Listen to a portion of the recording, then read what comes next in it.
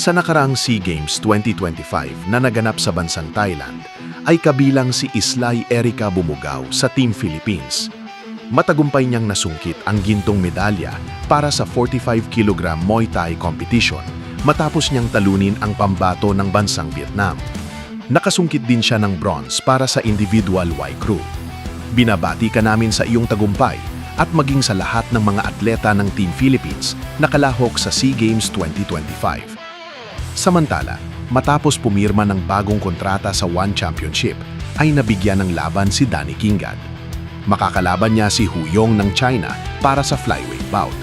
Nakatakda silang maglaban sa One Fight Night 40 sa darating na February 13, 2026, oras sa Amerika, at February 14, oras sa Pilipinas.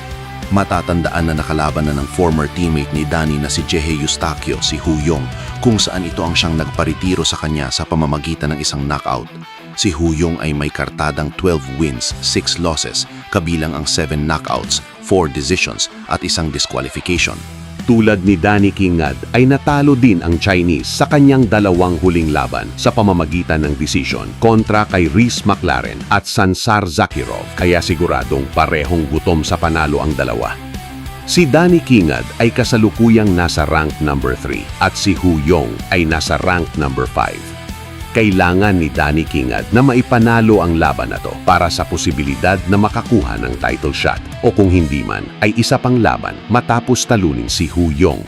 Sa parehong event na to ay main event sina Jackie Buntan at Stella Hemmetsberger ng Austria.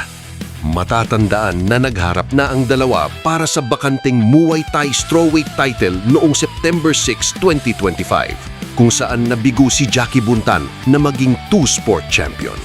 Panalo si Hemmetsberger sa pamamagitan ng unanimous decision. Sa February 14, 2026 ay muling maghaharap ang dalawa para sa Women's Kickboxing World Championship.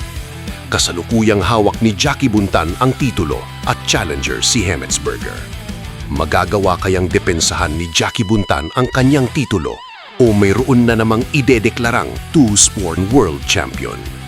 Mga kamisyon, sama-sama nating suportahan ang ating mga kababayan sa kanilang darating na laban.